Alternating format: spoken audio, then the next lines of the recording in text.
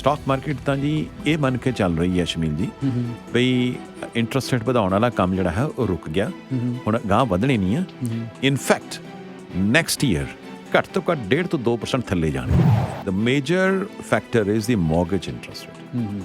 40% mortgages ਪਿਛਲੇ 1.5-2 ਸਾਲ 'ਚ ਰਿਨਿਊ ਹੋਈਆਂ ਨੇ ਹਾਈ ਰੇਟਸ 'ਤੇ, ਔਰ 2024 ਤੋਂ ਲੈ ਕੇ 26 ਤੱਕ $900 billion ਮੌਰਗੇਜ ਰਿਨਿਊਲ ਹੋਣੀ ਹੈ। Everything is based on affordability, ਕਿਉਂਕਿ ਇਹ ਸਰਕਾਰ ਆਪਣੀ ਕ੍ਰੈਡੀਬਿਲਿਟੀ ਅਫੋਰਡੇਬਿਲਿਟੀ ਤੇ ਲੂਜ਼ ਕਰ ਰਹੀ ਆ, ਮੇਨ ਹਾਊਸਿੰਗ ਤੇ ਲੂਜ਼ ਕਰ ਰਹੀ ਹੈ, ਰੈਂਟਲ ਪ੍ਰਾਈਸਿਸ ਤੇ ਲੂਜ਼ ਕਰ ਰਹੀ ਆ। ਇਮੀਗ੍ਰੇਸ਼ਨ ਇਹਨਾਂ ਨੇ ਪਿਛਲੇ 2 ਸਾਲ 'ਚ ਇੰਨੇ ਬੰਦੇ ਬੁਲਾ ਲਏ ਆ ਵੀ ਇੰਨੇ ਘਰ ਸਾਡੇ ਕੋਲ ਹੈ ਨਹੀਂ ਆ ਜੀ। ਕਿ ਇਸ ਵੇਲੇ ਕੀ ਹਾਲਾਤ ਨੇ ਮਾਰਕੀਟ ਦੇ ਹਾਲਾਤ ਸਰ, ਹੁਣੇ ਇਨਫਲੇਸ਼ਨ ਦਾ ਨੰਬਰ ਆਇਆ just before coming in, I check the inflation numbers. Inflation for the month of October 3.1% है, हालांकि सितंबर से it was 3.8%, so headline numbers down है। और because of the gas prices थल्ले आए आ, सो इस करके जो कह सकते हैं हेडलाइन नंबर्स डाउन है। और this is good news for the bank of Canada governor and also is a good news for the stock market ਤਾਂ ਜੀ ਇਹ ਮੰਨ ਕੇ ਚੱਲ ਰਹੀ ਹੈ ਸ਼ਮੀਲ ਜੀ ਬਈ ਇੰਟਰਸਟ ਰੇਟ ਵਧਾਉਣ ਵਾਲਾ ਕੰਮ ਜਿਹੜਾ ਹੈ ਉਹ ਰੁਕ ਗਿਆ, ਹੁਣ ਗਾਂਹ ਵਧਣੇ ਨਹੀਂ ਆ। ਇਨਫੈਕਟ ਨੈਕਸਟ ਈਅਰ ਘੱਟ ਤੋਂ ਘੱਟ 1.5 ਤੋਂ 2% ਥੱਲੇ ਜਾਣਗੇ, ਜੋ ਸਟਾਕ ਮਾਰਕੀਟ ਦੱਸ ਰਹੀ ਹੈ, not my observation, it is a stock market observation. ਕਿਉਂਕਿ ਸਟਾਕ ਮਾਰਕੀਟ ਤੁਸੀਂ ਦੇਖੋ, Toronto stock index is doing very well in this month. Nasdaq ਕਰੀਬ 6.5% ਉੱਤੇ ਹੈਗੀ ਆ, same is the Dow Jones, same is S&P 500। So similar story in American side also, ਕਿਉਂਕਿ ਹੁਣ ਚਿੰਤਾ ਇਨਫਲੇਸ਼ਨ ਤੋਂ ਡੀਫਲੇਸ਼ਨ ਵੱਲ ਚਲੀ ਗਈ ਜੀ, ਮਤਲਬ ਵਿਚਕਾਰ ਰੁਕੀ ਨਹੀਂ ਕਿਤੇ। ਸੋ ਕਿਤੇ ਤੇ ਇਨਫਲੇਸ਼ਨ ਦੀ ਪ੍ਰੋਬਲਮ ਸੀਗੀ, ਹੁਣ ਡੀਫਲੇਸ਼ਨ ਦੀ ਪ੍ਰੋਬਲਮ ਹੈ, ਇਕੋਨਮੀ ਬਹੁਤ ਜ਼ਿਆਦਾ ਸਲੋ ਡਾਊਨ ਹੋ ਰਹੀ ਹੈ। ਔਰ ਇਸੇ ਕਰਕੇ ਅੱਜ ਸਾਡੇ ਜਿਹੜੇ finance minister and deputy prime minister Chrystia Freeland, she will come out this afternoon with the fiscal financial update. ਇੱਕ ਨਵਾਂ ਰੁਝਾਨ ਮੈਂ ਦੇਖਿਆ ਜੀ 2-3 ਸਾਲ ਤੋਂ ਪਹਿਲਾਂ ਨਹੀਂ ਹੁੰਦਾ ਸੀਗਾ, ਫਿਸਕਲ ਫਾਈਨੈਂਸ਼ੀਅਲ ਅਪਡੇਟ ਫਾਲ ਦੇ ਅੰਦਰ ਦੇਣਾ।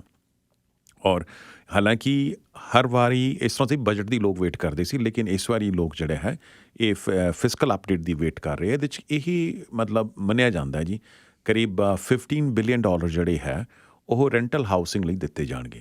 ਔਰ ਇਹਦੇ 'ਚ ਇਹ ਹੈ ਵੀ CMHC ਨੂੰ ਕਿਹਾ ਜਾਏਗਾ ਬਈ ਤੁਸੀਂ 10 ਸਾਲ ਲਈ ਲੋਨ ਜਿਹੜਾ ਹੈ ਲੋ ਇੰਟਰਸਟ ਰੇਟ 'ਤੇ ਜਿਹੜਾ ਹੈ, ਜਿਹੜੇ builders rental only dedicated rental housing ਬਣਾਉਣਾ ਚਾਹੁੰਦੇ ਨੇ ਉਹਨਾਂ ਨੂੰ ਦਿਓ, ਬਜਾਏ ਕਿ ਤੁਸੀਂ ਉਹਨਾਂ ਨੂੰ ਗ੍ਰਾਂਟਸ ਦਿਓ ਜਾਂ ਹੋਰ ਸਬਸਿਡੀਜ਼ ਦਿਓ, ਕਿਉਂਕਿ ਇਸ ਤਰ੍ਹਾਂ ਸਰਕਾਰ 'ਤੇ ਬੋਝ ਘੱਟ ਪੈਂਦਾ ਆ। ਕਿਉਂਕਿ ਲੋਨ ਜਿਹੜਾ ਹੈ has to be paid off, loan ਦੇ ਅੰਦਰ ਕੋਈ ਵੇਵਿੰਗ ਆਫ ਤਾਂ ਹੁੰਦੀ ਨਹੀਂ ਹੈਗੀ ਆ।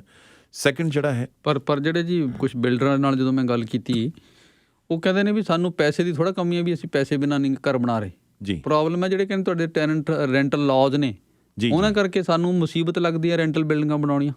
ਯਾ ਇਨਫੈਕਟ ਇਹ ਵੈਸੇ ਤੁਹਾਨੂੰ ਹੁਣ ਦੱਸਦੇ ਹਾਂ, ਇਹ ਰੈਂਟਲ ਕਮਸ ਅੰਡਰ ਦ ਪ੍ਰੋਵਿੰਸ਼ੀਅਲ। ਹਾਂਜੀ, ਪਰ ਪ੍ਰੋਵਿੰਸ਼ੀਅਲ 'ਚ ਵੀ ਇਹ ਬਹੁਤ ਘੱਟ ਲੋਕਾਂ ਨੂੰ ਪਤਾ ਆ ਕਿ ਜਿਹੜੀਆਂ ਨਵੀਆਂ ਬਿਲਡਿੰਗਸ ਹੈਗੀਆਂ ਨੇ, ਆਈ ਥਿੰਕ 2018 ਜਾਂ 19 ਤੋਂ ਬਾਅਦ ਸ਼ਮੀਲ ਜੀ, ਉਹਨਾਂ 'ਤੇ ਰੈਂਟ ਕੰਟਰੋਲ ਐਕਟ ਲਾਗੂ ਨਹੀਂ ਹੁੰਦਾ। ਉਹਨਾਂ 'ਤੇ ਤੁਸੀਂ ਮਾਰਕੀਟ ਰੈਂਟ ਚਾਰਜ ਕਰ ਸਕਦੇ ਆ, ਜਦਕਿ ਪੁਰਾਣੀਆਂ ਬਿਲਡਿੰਗਾਂ 'ਚ ਹੁੰਦਾ ਸੀ ਵੀ ਫਿਰ ਵੀ ਸਟਿਲ ਉਹਦੇ 'ਚ ਬੜਾ ਕੁਛ ਹੈ। ਇਹ ਨਹੀਂ ਹੈ ਕਿ ਉਹ ਬਿਲਕੁਲ ਮਾਰਕੀਟ ਦੇ ਹਿਸਾਬ ਨਾਲ ਚੱਲਦੇ ਨੇ। ਨਹੀਂ, ਆਈ ਥਿੰਕ 2018 ਜਾਂ 19 ਤੋਂ ਬਾਅਦ ਜਿਹੜੀਆਂ ਬਿਲਡਿੰਗਾਂ ਬਣ ਰਹੀਆਂ ਸਰ, ਜਾਂ ਜਿਹੜੇ ਤੁਹਾਡੇ ਕੌਂਡੋ ਵੀ ਹੈਗੇ ਆ, ਉਹ ਤੁਸੀਂ ਮਾਰਕੀਟ ਰੈਂਟ ਚਾਰਜ ਕਰ ਸਕਦੇ ਆ, ਬਜਾਏ ਕਿ ਜਿਹੜੇ ਪਹਿਲਾਂ ਤੁਸੀਂ ਯੂਨਿਟਸ ਲਏ ਹੋਏ ਆ ਉਹਦੇ 'ਚ ਤੁਸੀਂ 1.5-2% ਜੋ ਵੀ ਓਨਟਾਰੀਓ ਗੌਰਮੈਂਟ ਤੁਹਾਨੂੰ ਅਲਾਓ ਕਰਦੀ ਹੈ ਉਹ ਕਰ ਸਕਦੇ ਆ, which is a good step. ਲੇਕਿਨ this is a baby step towards the right direction. Second ਜਿਹੜਾ ਹੈ ਇਹਦੇ 'ਚ ਇਹ ਵੀ ਸੁਣਿਆ ਜਾ ਰਿਹਾ ਜੀ ਕਿ ਜਿਹੜੇ ਸਰਕਾਰ ਹੈ ਇਹ ਜਿਹੜੇ Airbnb 'ਚ ਜਿਹੜੇ ਯੂਨਿਟਸ ਨੇ ਉਹਦੇ 'ਤੇ ਨਕੇਲ ਕੱਸਣ ਜਾ ਰਹੀ ਹੈ। ਯਾਨੀ ਕਿ ਨੈਕਸਟ ਈਅਰ ਤੋਂ January 1, 2024 ਤੋਂ ਬਾਅਦ ਕਿ ਜਿਵੇਂ Airbnb 'ਚ ਤੁਸੀਂ ਕੋਈ ਯੂਨਿਟ ਆਪਣਾ ਲਿਆ ਹੋਇਆ, ਸ਼ਾਰਟ ਟਰਮ ਰੈਂਟਲ 'ਤੇ ਦਿੱਤਾ ਹੋਇਆ, ਅਤੇ ਉਹਦੇ 'ਚ ਤੁਸੀਂ ਜਿਹੜੇ ਐਕਸਪੈਂਸਿਸ ਆਪਣੇ ਰਾਈਟ ਆਫ ਕਰਦੇ ਸੀਗੇ, ਖਾਸ ਤੌਰ 'ਤੇ ਜਿਵੇਂ ਮੌਰਗੇਜ ਇੰਟਰਸਟ ਹੈ ਜਾਂ ਤੁਹਾਡਾ ਹੋਰ ਪ੍ਰਾਪਰਟੀ ਟੈਕਸ ਹੈ ਜਾਂ ਹੋਰ ਬਿਲਸ ਹੈਗੇ ਆ, ਉਹ ਤੁਸੀਂ ਅਲਾਓ ਕਰਦੇ ਸੀ ਅਗੇਂਸਟ ਯੋਰ ਇਨਕਮ, ਉਸ ਚੀਜ਼ ਨੂੰ ਸਰਕਾਰ ਡਿਸਅਲਾਓ ਕਰੇਗੀ।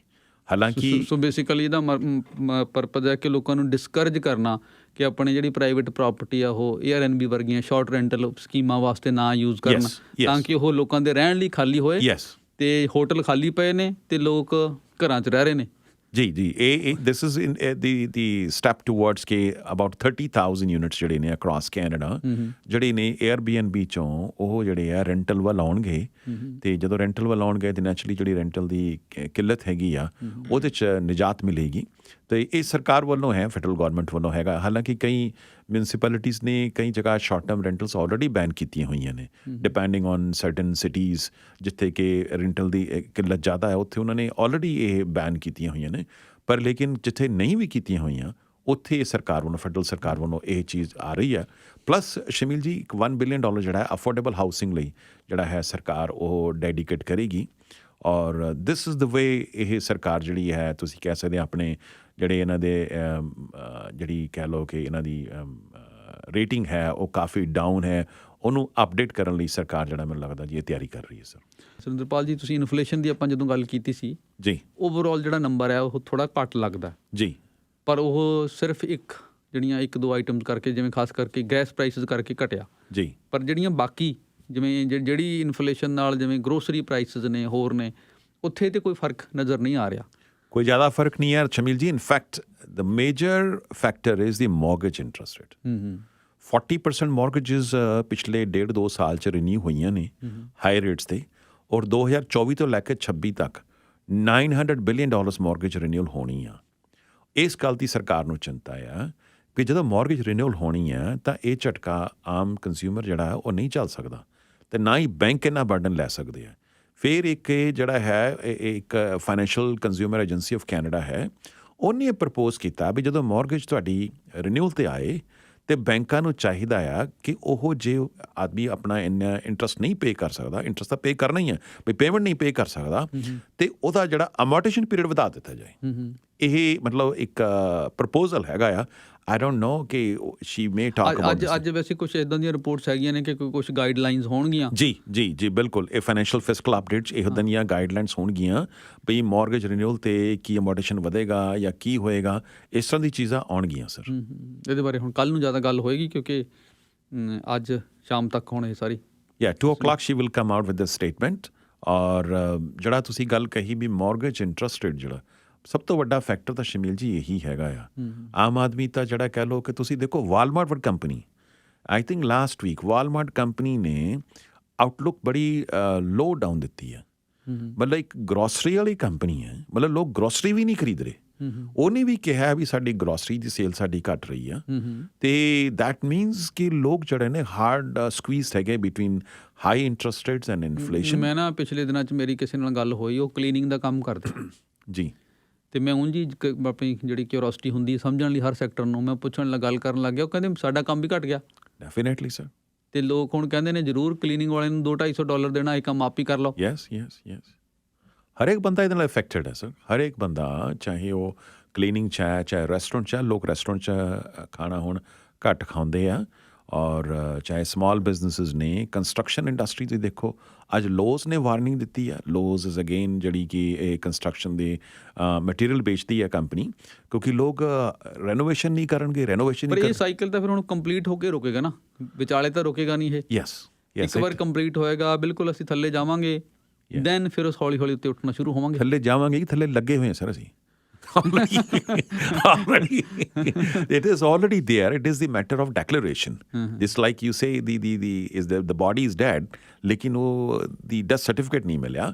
ਸੋ ਆਈ ਫੀਲ ਇੱਕ ਕ੍ਰਾਈਸਿਸ ਦੀ ਜਿਹੜੀ ਹਾਲਤ ਹੈ ਕਿ ਅਸੀਂ ਵੁੱਡਸਟਾਕ ਤੋਂ ਇੱਕ ਖਬਰ ਪਿਛਲੇ ਕੁਝ ਦਿਨ ਪਹਿਲਾਂ ਆਈ ਸੀ, ਅੱਜ ਵੀ ਕਿਸੇ ਦੋਸਤ ਨੇ ਸ਼ੇਅਰ ਕੀਤੀ ਆ, ਕਿਸੇ ਨੇ ਸੁਸਾਈਡ ਕਰ ਲਿਆ ਕਿਉਂਕਿ ਉਹ ਮੌਰਗੇਜ ਪੇਮੈਂਟ ਬਹੁਤ ਵੱਧ ਗਈ ਸੀ ਜੀ, ਤੇ ਔਰ ਉਹਨੂੰ ਕੋਈ ਹੱਲ ਨਜ਼ਰ ਨਹੀਂ ਆਇਆ ਤੇ ਉਹ ਹੌਸਲਾ ਹਾਰ ਗਿਆ ਜੀ, ਤੇ ਸੁਸਾਈਡ ਉਹਨੇ ਕਰ ਲਿਆ। ਇਸ ਸਿਚੁਏਸ਼ਨ 'ਚ ਹੁਣ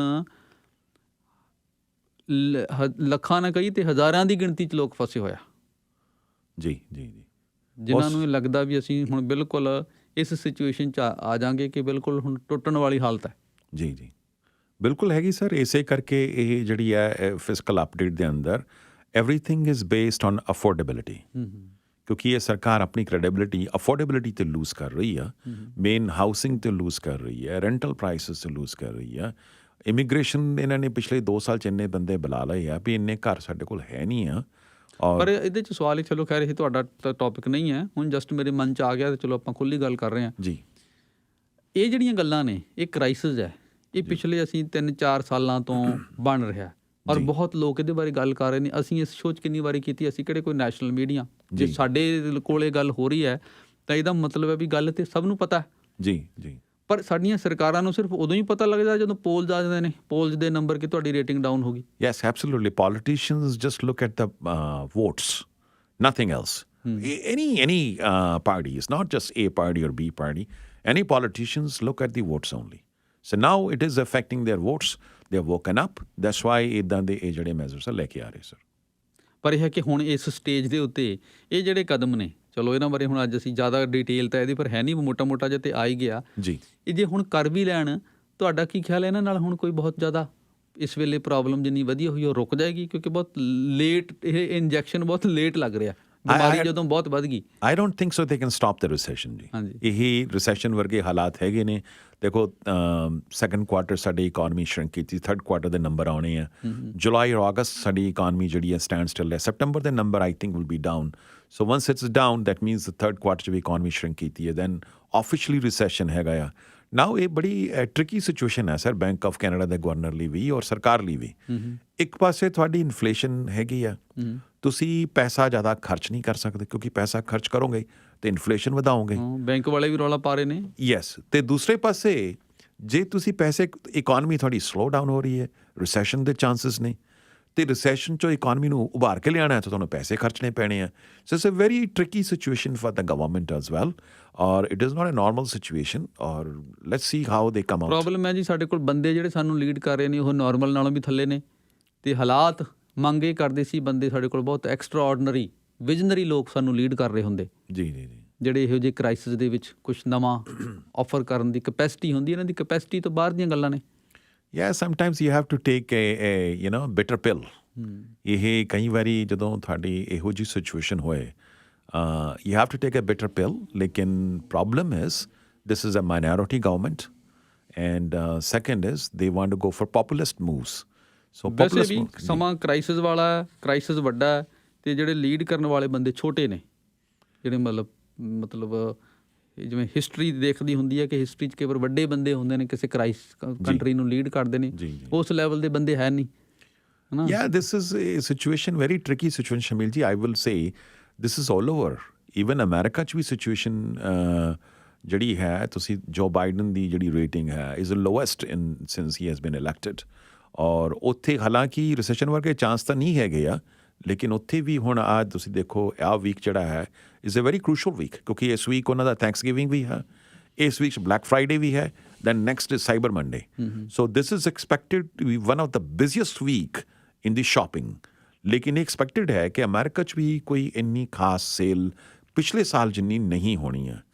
ਅਜੇ ਬੈਂਸ ਪੁੱਛ ਰਹੇ ਨੇ ਕੋਈ ਇਹਦੇ ਬਾਰੇ, ਐਨਵੀਡੀਆ ਦੀ ਰਿਪੋਰਟ ਆਣੀ ਜੀ ਅੱਜ ਸ਼ਾਮ ਨੂੰ, ਆਫਟਰ ਆਵਰਸ ਰਿਪੋਰਟ ਆਣੀ ਹੈ। ਸੋ ਪ੍ਰੈਡਿਕਸ਼ਨ ਪੁੱਛ ਰਹੇ ਨੇ ਕੋਈ ਤੁਸੀਂ? Well, I know as much he knows. Nvidia sir is a darling of the stock market. Nvidia ਇੱਕ ਐਸਾ ਸਟਾਕ ਹੈ, ਮੈਂ ਕਿਹਾ more than 200% ਅਪ ਹੈਗਾ ਇਸ ਸਾਲ ਜੀ।